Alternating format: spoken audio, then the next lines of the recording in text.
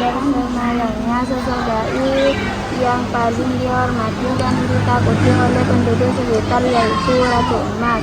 Cerita tentang Ratu Emas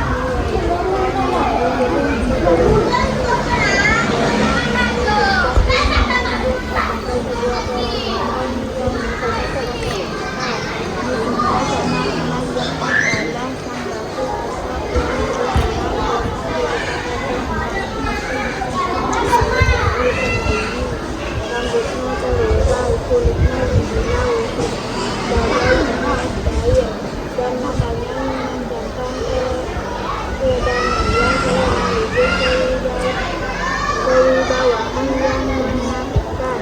Masyarakat setempat sangat menghormati Ratu Emas dan percaya bahwa ia memiliki tantangan yang besar. Siapapun yang datang ke gunung Kidul dengan niat buruk, seperti serakah ingin merusak alam atau berniat mencuri, akan menerima hukuman setimpal. Sebaliknya, bagi mereka yang datang dengan hati bersih dan tulus dan tujuan baik, Ratu Emas akan memberikan perlindungan. Para tetamu yang berkenalan bisa menemukan sumber air jernih. Para pejalan kaki yang tersesat bisa kembali ke jalan yang benar, dan mereka yang mencari batin akan merasakan kedamaian luar biasa di sekitar gunung. Tokoh Ratu Emas dari kecil dan dewasa.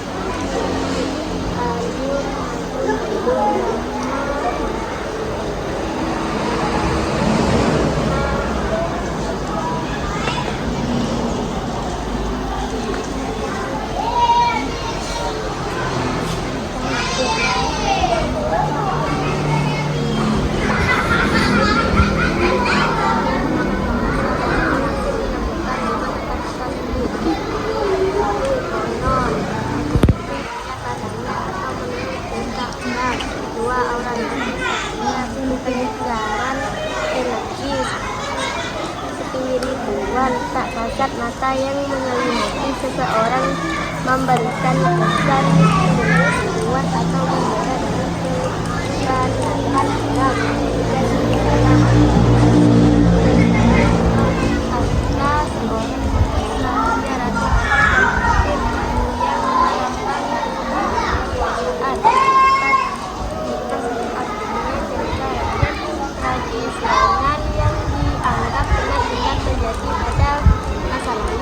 Aura magis artinya atau pencarian tak terlihat yang Halo teman-teman, nama saya Rafi sebagai penanya penting. Mengapa Ratu Emas digambarkan sebagai sosok bangga yang akan melakukan sebagai penguasa?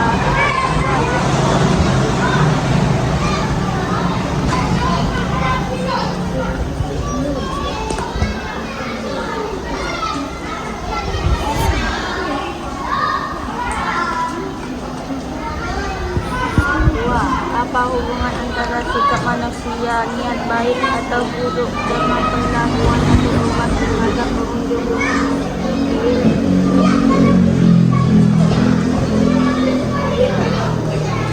Tidak. Menurutnya, sebenarnya apa yang paling kuat dari sikap baik Ratu Emas bagi masyarakat yang seperti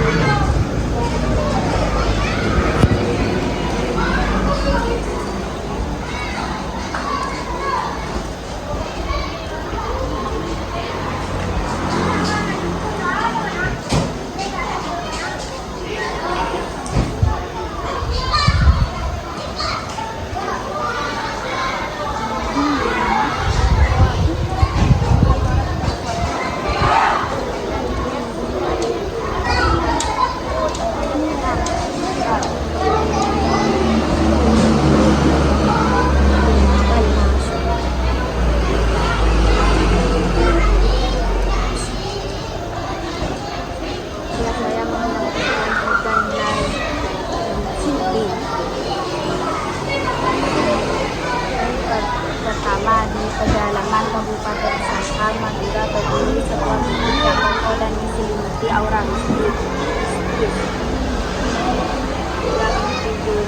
yang dinamakan bumi legend.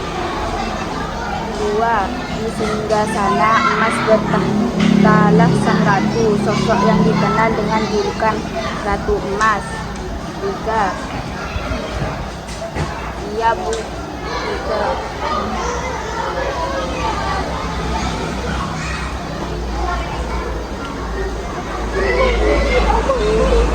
pada kerajaan gaib.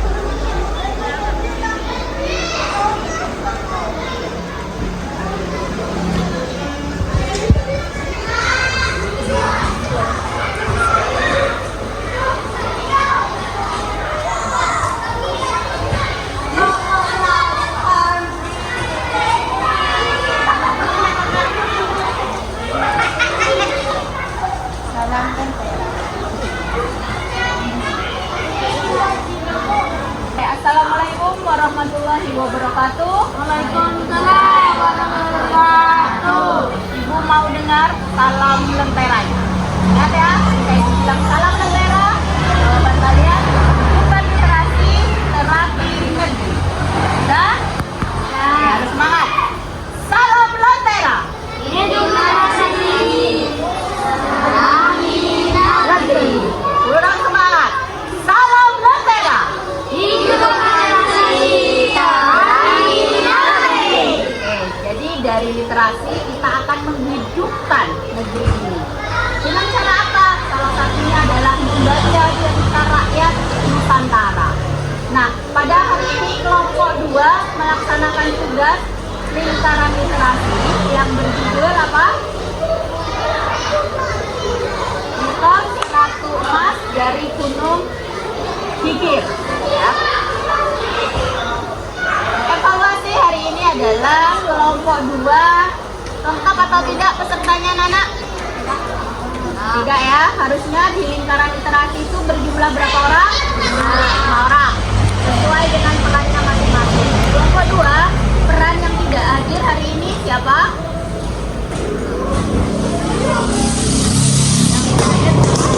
Nasa, sebagai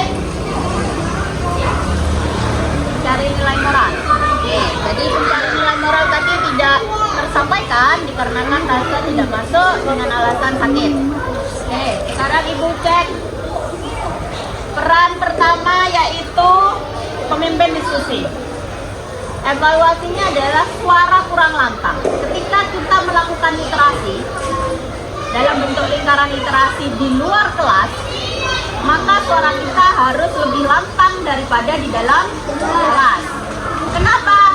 Biar teman-teman yang lain pun yang menyimak juga bisa dengan fokus apa yang dibicarakan oleh pemimpin diskusi di dalam kelompok 2.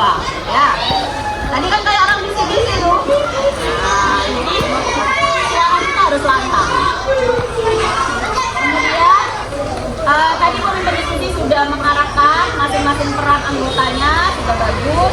Bahkan sudah disampaikan 3 poin penting dari naskah yang sudah dibaca.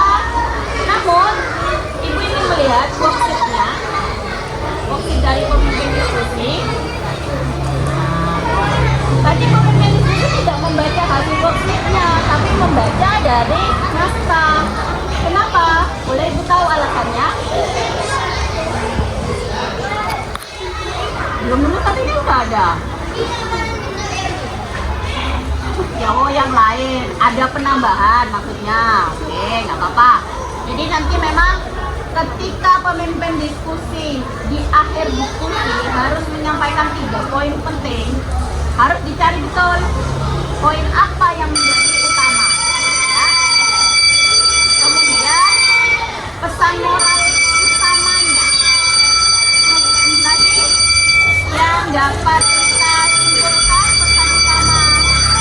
Pesan moralnya apa?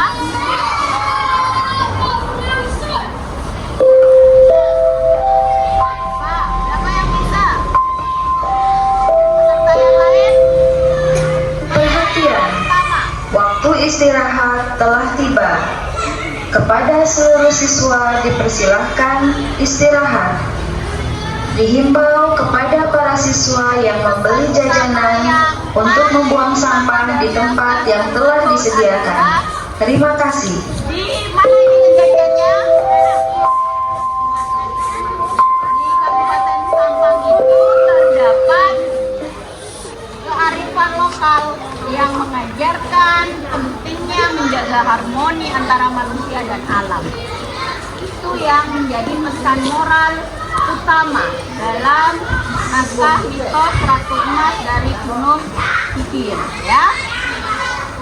Kemudian untuk pembaca inti, lagi-lagi suara. Kelemahan dari berbagai kelompok ini adalah suara, ya. Suara yang tidak nyaring.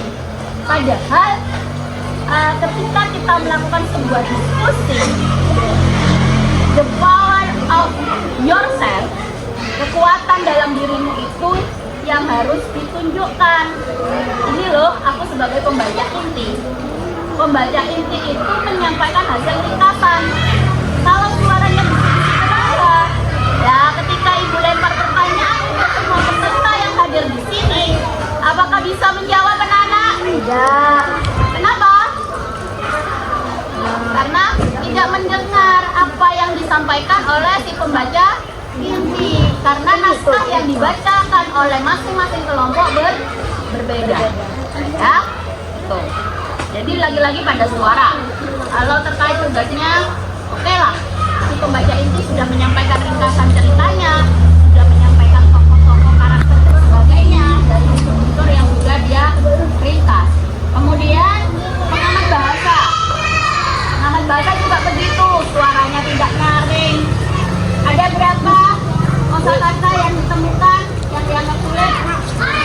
Ada 5. Apa saja?